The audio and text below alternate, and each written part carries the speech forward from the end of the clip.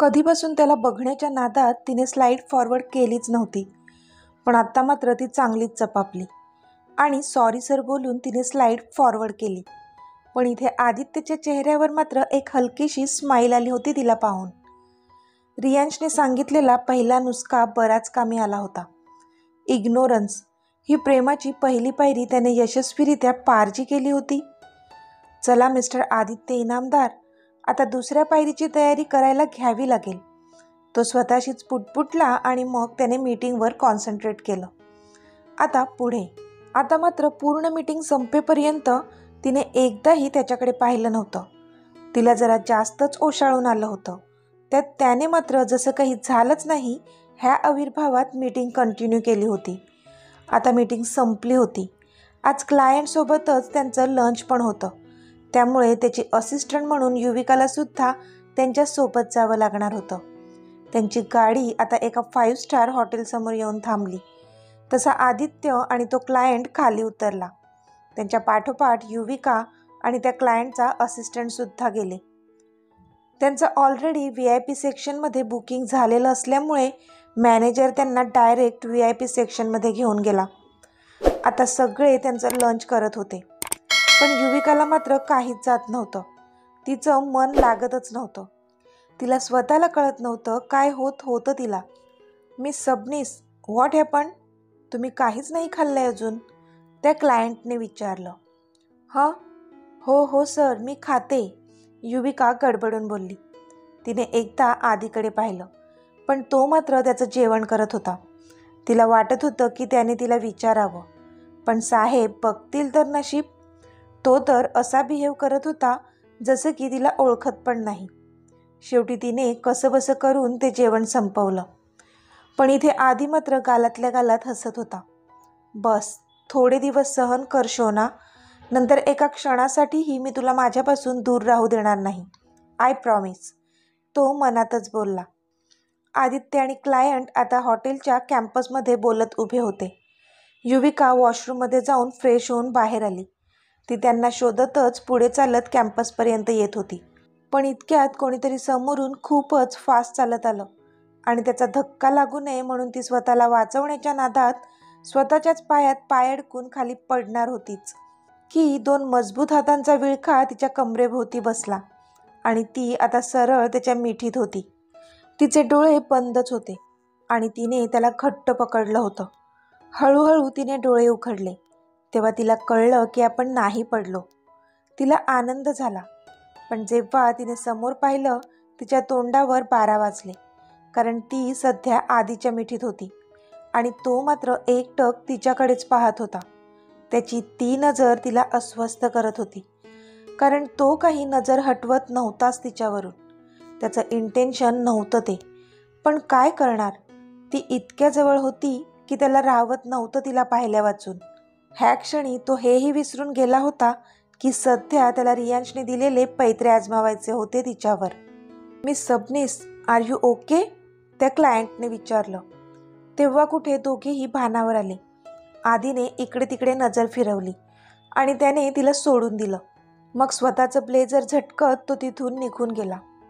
Yes, I am okay, Yuvika बोलली. Let's go. आधी बोलला तसे क्लायंट आणि बाकीचे त्याच्या पाठोपाठ निघाले. युविका मात्र रागाने त्याच्याकडे पाहत होती.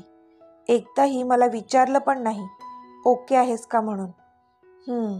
सडू कुठला. तिने त्याच्या नावाने नाक मुरडलं.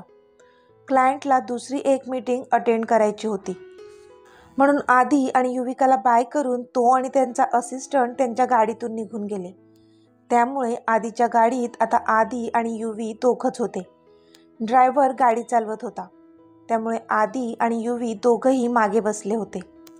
अर्धा रस्ता संपला तरी दोघंही शांतच होते. तो त्याच्या टॅबमध्ये तोंड खुपसून होता, तर ती खिडकीच्या बाहेर बघत होती, पण बोलत कोणीच नव्हतं.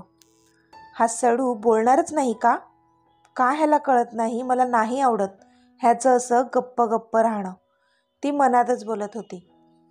आजची मीटिंग छान झाली ना, म्हणजे क्लायंट पण खुश होते. तिने काहीतरी बोलावं म्हणून ती बोलली आणि आता त्याच्या तोंडाकडे पाहत होती, जेणेकरून तो काहीतरी बोलेल. पण नाही, फक्त एवढंच बोलला तो आणि पुन्हा टॅबमध्ये बघू लागला. तिला तर आता वाईट वाटण्यापेक्षा रागच जास्त येत होता त्याचा. तुम्ही काय आता माझ्याशी बोलणारच नाहीत का? तिने गाल फुगवून विचारलं. तशी आता त्याने त्याची मान वर करून तिच्याकडे पाहिलं. सॉरी, मला काही बोललात का? त्याने न समजून विचारलं. इथे दुसरं कोणी आहे का? तुम्हीच आहात ना? मग तुम्हालाच विचारेन ना. तिचा राग आता वाढला होता आणि इथे आधी मात्र तिची होणारी चिडचिड एन्जॉय करत होता. ओह, पण तुम्ही हे विसरता की ही तुमचीच चॉईस होती की मी तुमच्याशी न बोलावं. सो मी ते तंतोतंत पाळत आहे. तरी तुम्हाला का प्रॉब्लेम येतोय? तो बोलला. हो, मी बोलले होते, पण मी आता माझे शब्द मागे घेते. मी तुमच्याशी बोलायला रेडी आहे. ती खाली मान घालूनच बोलली. काय करणार होती बिचारी? तो काही तिला भाव देत नव्हता आणि तिच्या भावना अनावर होत होत्या. बुद्धीचं ऐकावं की मनाचं, द्विधा मनस्थिती होत होती तिची. पण सध्या तरी मनाचं ऐकायचं असं ठरवलं होतं तिने. त्याला मात्र आता खूपच हसायला येत होतं. म्हणजे ज्या युविकाला तो इतक्या दिवसापासून ओळखत होता ती तर एवढ्या तेवढ्या कारणावरून जंगली मांजरीसारखी वस्कन अंगावर यायची त्याच्या. पण आता जी बाजूला बसली होती ती तर एकदम भिगी बिल्ली झाली होती. म्हणजे त्याने तिच्याशी बोलावं म्हणून तिने चक्क शरणागती पत्करली होती त्याला. Just wow. But now I am not interested. तो एकदम खोचकपणे बोलला. पण आत्ता त्यालाच तिच्याशी बोलण्यात कोणताच इंटरेस्ट नाही आहे असं म्हणत होता तो. तुम्ही तुमच्या सरळ रस्त्याने चाला आणि मला माझ्या रस्त्याने चालू द्या. ओके, तो बोलला. ती मात्र त्याच्याकडे प्रश्नार्थक पाहत होती. एक प्रकारे त्याने तिचा इन्सल्टच केला असंच तिला वाटत होतं. म्हणून ती अजूनच चिडली त्याच्यावर. यू. तिने रागाने एकदा त्याच्याकडे पाहिलं, पण तो मात्र व्हॉट ह्या आविर्भावात तिच्याकडे पाहत होता, जसं की त्याला काहीच फरक पडत नव्हता. शेवटी तिने राग होऊन तिची नजर विंडोमधून बाहेर फिरवली. त्याला मात्र तिचं असं चिडणं पण आजकाल जास्तच आवडू लागलं होतं. तिच्या रागावलेल्या क्यूट फेसवर अजूनच प्रेम येत होतं त्याला. पण खूप प्रयत्नाने त्याने कंट्रोल केल्या होत्या स्वतःच्या भावना. कारण जर मंजिलपर्यंत पोहोचायचं असेल तर ह्या छोट्या छोट्या आहुती द्याव्याच लागणार होत्या त्याला. आता त्यांची गाडी ऑफिसमध्ये पोहोचली होती. ती खाली उतरली आणि त्याला इग्नोर करून झपझप पावलं टाकत ऑफिसमध्ये निघून गेली. राग आला होता ना मॅडमला. पण त्याने मात्र तिच्या पाठमोऱ्या आकृतीकडे पाहून एक मिश्किल स्माईल दिली. चला आदित्य बाबू, आपल्या दुसऱ्या पायरीकडे प्रस्थान करायचे आता. So be ready. तो स्वतःलाच बोलला आणि तिच्या पाठोपाठ आत गेला. त्याने पाहिलं तर ती गाल फुगवून तिच्या डेस्कवर बसली होती. त्याने एकदा तिच्याकडे पाहिलं. त्याला ती खूपच क्यूट वाटत होती. म्हणजे थोड्या दिवसांआधी तो इतका तिच्यावर चिडायचा की त्याला तिचा चेहरा पाहण्याचा पण राग यायचा. जगातली सगळ्यात वर्स्ट मुलगी वाटत होती त्याला ती. पण आत्ता मात्र जगातली कोणतीही अप्सरा तिच्यासमोर फिक्की वाटत होती त्याला. इतकी जास्त सुंदर भासत होती ती. कदाचित हा तिच्यावर असलेल्या प्रेमाचा असर असेल. तो आता स्वतःशीच हसला आणि मनातले सगळे विचार झटकून तो सरळ त्याच्या केबिनमध्ये गेला. पण तिला असं भासवलं जसं की त्याचं अजिबात लक्ष नाही आहे तिच्याकडे. त्याच्या केबिनमध्ये गेल्या गेल्याच त्याने इंटरकॉमवर फोन करून युविकाला आत बोलवलं. ती मात्र पाय आपटतच त्याच्या केबिनमध्ये आली. Yes sir. तिने नाक मुरडतच त्याला विचारलं. तो मात्र तिची प्रत्येक रिॲक्शन बघून मनातल्या मनात हसत होता. मिस सबनीस, टीनाला आत पाठवा आणि पुढचा 1 तास आम्हाला डिस्टर्ब करू नका. तो तिच्याकडे न बघताच बोलला. पण ती मात्र आवासून त्याच्याकडे पाहत होती. आता त्या टीनाला का बोलवलं असेल ह्याने आणि डिस्टर्ब नाही करायचं म्हणतोय. म्हणजे नक्की कशासाठी बोलावलं असेल. तिचं डोकं आता बधीर झालं होतं. Miss Sabnis, you may leave now. ती कधीपासून तशीच त्याच्याकडेच बघत उभी होती म्हणून तो बोलला. पण सर, आता तर ऑफिस सुटायची वेळ झाली आहे. मग का तुम्ही टीनाला बोलवत आहेत? काही काम असेल तर मला सांगा, मी करून देते, ती बोलली. जे काम टीना करेल ते काम तुम्ही नाही करू शकणार मिस सबनीस.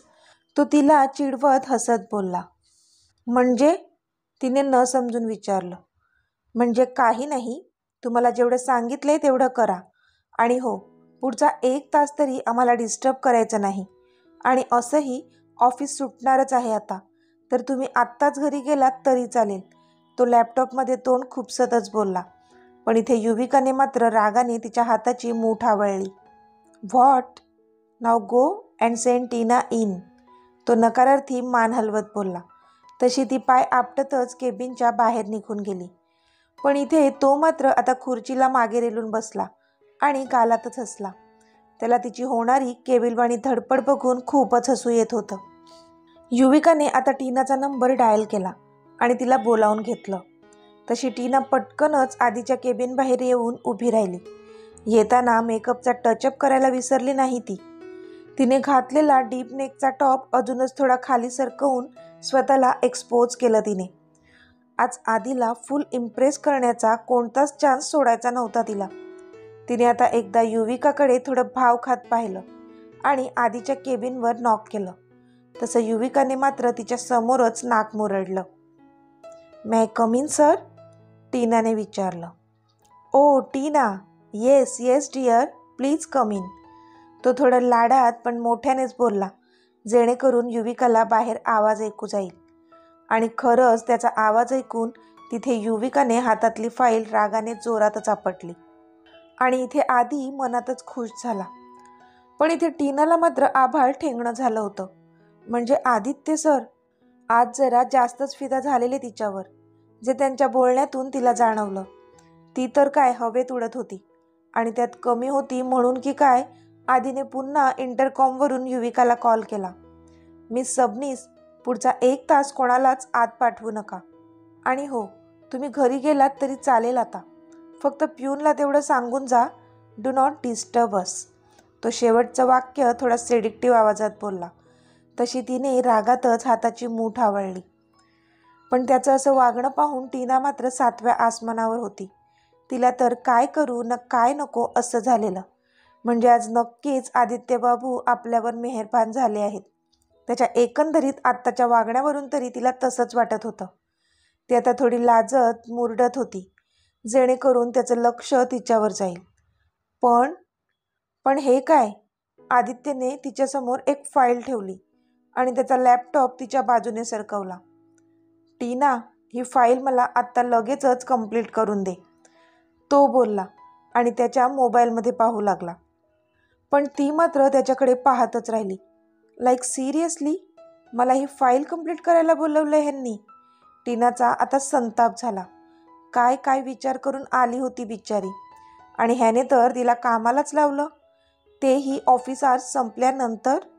ओ नो, त्या युविकाला बरं घरी पाठवलं आणि माझ्याकडून काम करून घेत आहेत. टीना मनातच चरफडली. आता ऑफिस सुटलं होतं आणि सगळे एम्प्लॉईज निघून गेले होते. पण युविकाचा मात्र पाय निघत नव्हता तिथून. तिचा संताप झाला होता. बरोबर, हा ॲडी द प्रिन्स नाही सुधारणार. युवी, तू उगाच त्याच्याबद्दल फील करते. त्याची लायकीच नाही आहे ती. नाही सुधारणार तो. ती मनातच त्याला शिव्या घालत होती. पण आत काय चालू असेल?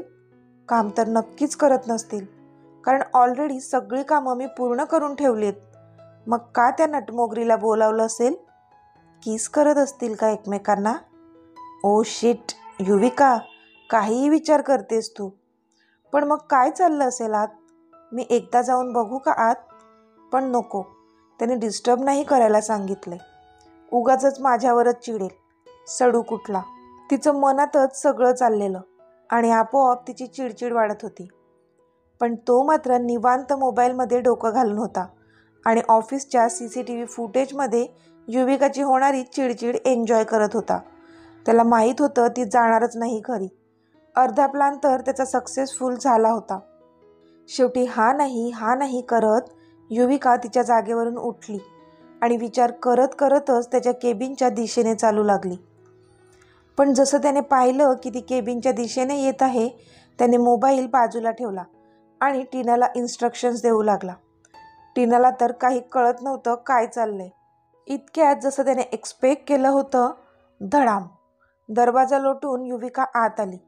पण समोरचं दृश्य बघून तिचा आवाज बंद झाला, कारण जसा तिने विचार केला होता तसं तर काहीच घडत नव्हतं, कारण खरंच टीना सिन्सिअरली काम करत होती आणि आदित्य तिला समजावत होता. म्हणजे त्याने काम करण्यासाठीच तिला इथे बोलावलं होतं.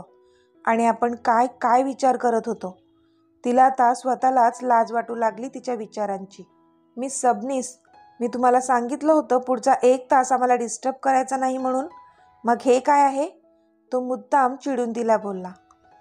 ओ आय एम सॉरी सर, ते मी तुम्हाला सांगायला आले होते की मी आता निघते, सो बाय. तिला काहीच सुचलं नाही म्हणून ती असं बोलली आणि केबिनच्या बाहेर गेली. पण बाहेर आल्यावर मात्र तिने एक मोकळा श्वास घेतला. आता तिच्या चेहऱ्यावर एक हलकी स्माईल होती. का होती त्याचं उत्तर काही तिच्याकडे नव्हतं, पण कदाचित तिच्या मनात जे विचार आले होते तसं प्रत्यक्षात काहीच घडलं नव्हतं, म्हणून ती खुश झाली असावी. आता ती निर्धास्त होती, म्हणून तिने तिची पर्स घेतली आणि ती ऑफिसमधून बाहेर निघून गेली. आणि तिला तसं हसताना पाहून त्याच्या चेहऱ्यावर पण एक स्माईल आली, कारण त्याचा हेतू साध्य झाला होता. प्रेमाची दुसरी पायरी जेलसी, ह्याच्या पण तो जवळपास पोहोचला होता. आता फक्त त्यावर शिक्कामोर्तब करणं तेवढं बाकी होतं. तर मित्रमैत्रिणींनो, आजचा भाग तुम्हाला कसा वाटला ते मला कमेंटमध्ये सांगा. आणि जर आवडला असेल तर व्हिडिओला लाईक करा, शेअर करा आणि चॅनलला सबस्क्राईब करून बाजूची घंटी नक्की दाबा. चला तर भेटूया आपल्या पुढच्या भागात. तोपर्यंत धन्यवाद.